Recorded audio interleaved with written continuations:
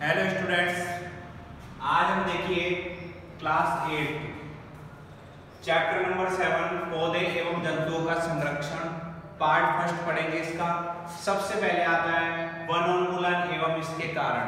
तो देखिए, पौधे एवं जंतुओं के संरक्षण से आप क्या समझ सकते हैं कि पौधे एवं जंतुओं को किस प्रकार से रखा जाता है, कैसे उनका संरक्षण किया जाता है, क्या उनके बचाव है। तो हमने देखा था कि कक्षा 7 में बूजो और पहेली ने प्रोफेसर अहमद एवं टीबू के साथ वन का भ्रमण किया था। वह अपने सहपाठियों के साथ अपने अनुभव बांटने के लिए बहुत उत्सुक थे। ये क्लास 7 की बात थी। तो देखिए, कुछ ने काजीरंगा राष्ट्रीय उद्यान, लोकचाव वन्य जंतु अभ्यारण्य तथा ग्रेट निकोबार बायोस्फीयर रिजर्व, बाघ संरक्षित क्षेत्र इत्यादि के बारे में सुना था। अब आता है वनोन्मूलन एवं इसके कारण। तो देखिए, हमारी पृथ्वी पर नाना प्रकार के पौधे एवं जंतु पाए जाते हैं। ये मानव जाति के अस्तित्व एवं भली प्रकार से रहने के लिए आवश्यक है। अगर मानव को जिंदा रहना है, मानव को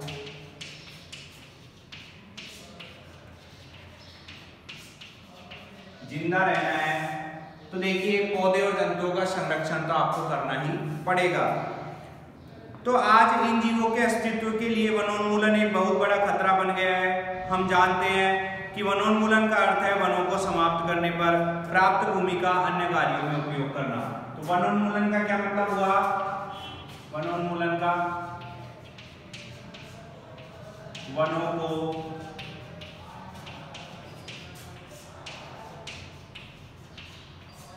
समाप्त करना वनोन्मूलन कहलाता है। तो इसके कारण देखिए, कृषि के लिए भूमि प्राप्त करने के लिए वनोन्मूलन किया जाता है। कृषि भूमि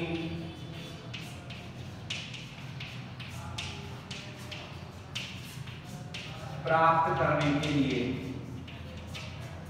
दूसरा, घरों एवं कारखानों के निर्माण में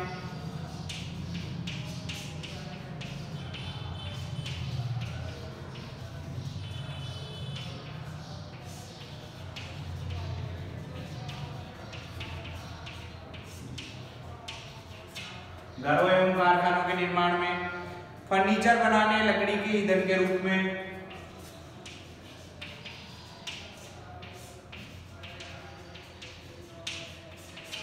इनमें जो है काम किया जाता है, ये काम में लिया जाता है, वनों को काटा जाता है। तो देखिए, वनोन्मूलन का कारण एक जंगल की आग भी है, भीषण आग जो लग जाती है, तो ये भी वनोन्मूलन के कारण है। अब आता है वनोन्मूलन के परिणाम कि वनोन्मूलन से क्या हानि या लाभ होते हैं, क्या परिणाम होते हैं।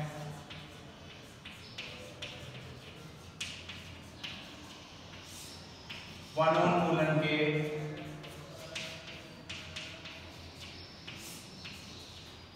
परिणाम देखिए।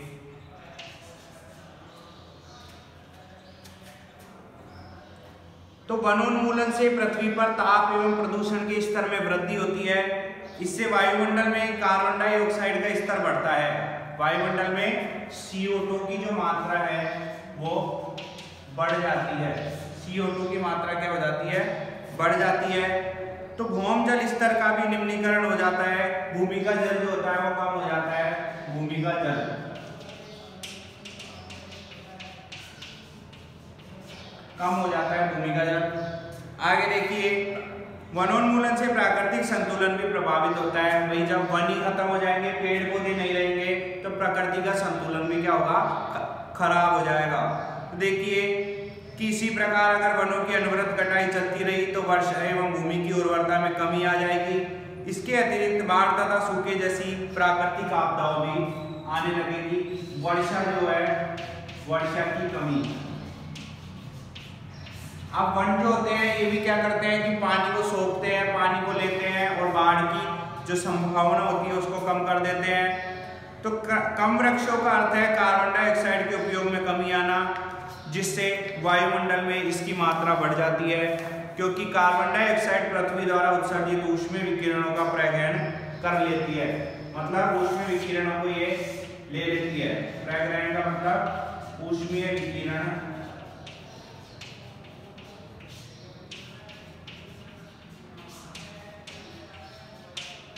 ग्रहण करना, ये प्रग्रहण कहलाता है। तो देखिए अतः इसकी मात्रा में वृद्धि के परिणाम स्वरूप विश्व उष्णन होता है, पृथ्वी के ताप में वृद्धि के जल चक्र का संतुलन बिगड़ता है और वर्षा दर में कमी आती है और सूखा पड़ जाता है। अगर वही कार्बन डाइऑक्साइड की मात्रा ज्यादा हो गई, CO2 की मात्रा, तो ऊष्म विकिरण विश्व उष्णन हो जाएगा, गर्मी हो जाएगी, गर्मी होगी तो जो जल स्तर है वो कम हो जाएगा और सूखे की स्थिति आ जाती है। तो मृदा के गुणों में परिवर्तन आने का मुख्य कारण वनोन्मूलन है। तो देखिए किसी क्षेत्र की मृदा के भौतिक गुणों पर वृक्षारोपण और वनस्पति का प्रभाव पड़ता है। अगर आप वृक्षारोपण करेंगे, अधिक पेड़ लगाएंगे तो उसका इफेक्ट पड़ता है।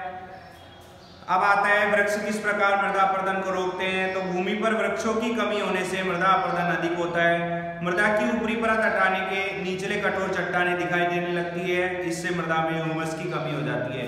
ह्यूमस पोषक पदार्थ होता है मृदा का।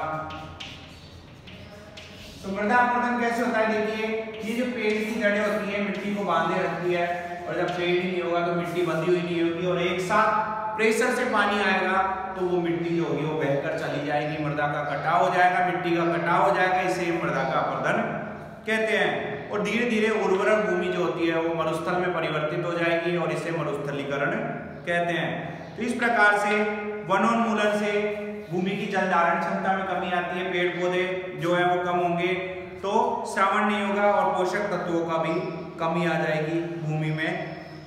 इसके बाद में अगला आता है वन एवं वन्य जो जीव हैं या वन्य प्राणी हैं उनका संरक्षण, वन एवं वन्य प्राणियों का संरक्षण अगला टॉपिक आता है आपका।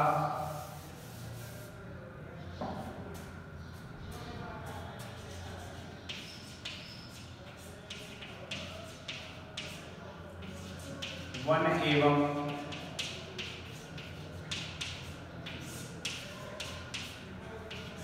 वन्य प्राणियों का संरक्षण।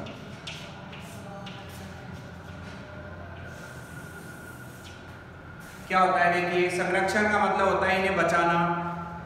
तो देखिए इसके लिए पंचमढ़ी जैवमंडलीय संरक्षित क्षेत्र नामक क्षेत्र को चुना।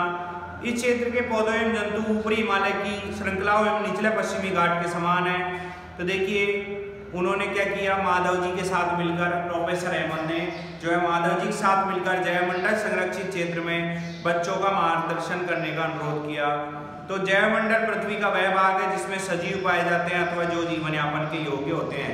जैवमंडल की अगर परिभाषा पूछे तो आप लिखोगे कि जीवन यापन के योग्य होते हैं और सजीव पाए जाते हैं, उसे जैवमंडल कहते हैं। जैव विविधता का अर्थ है पृथ्वी पर पाए जाने वाले विभिन्न प्रकार के जीव प्रजातियां, उनके बीच संबंध, ये जैव विविधता होती है, बायोडाइवर्सिटी।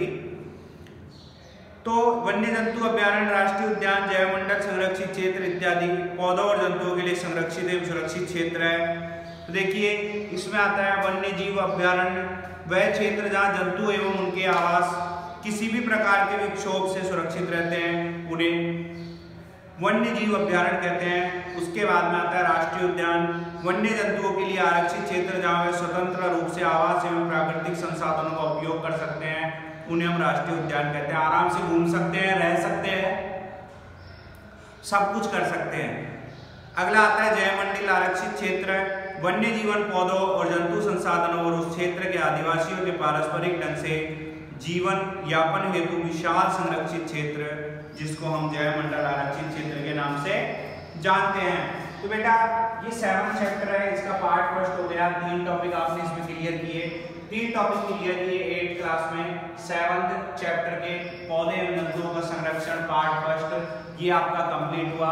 इसका वर्क आप नोट्स बना लेंगे, जो मैंने पढ़ाया उसको नोट्स बनाने आपको, और आगे आप अगला पार्ट देखेंगे। Thank you.